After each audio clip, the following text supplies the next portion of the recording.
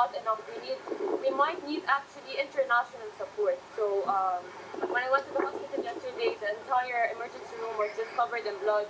People were covered in blood. People were screaming. They were looking for their children, looking for their family. They needed money.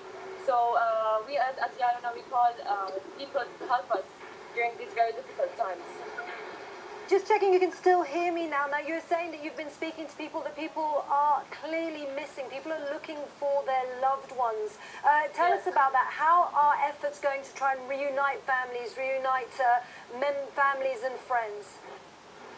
Actually, there have been pictures of the missing people circulating on social media, whether it be Instagram, whether it be WhatsApp.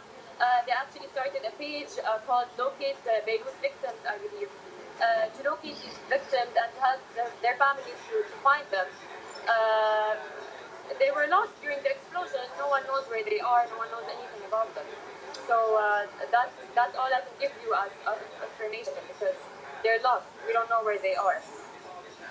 Well, still to come on Euronews now. As we've been hearing, thousands of tons of ammonium nitrate exploded at the city's port. After the break, we'll learn more about the highly reactive chemical. Get the latest news minute by minute on the coronavirus.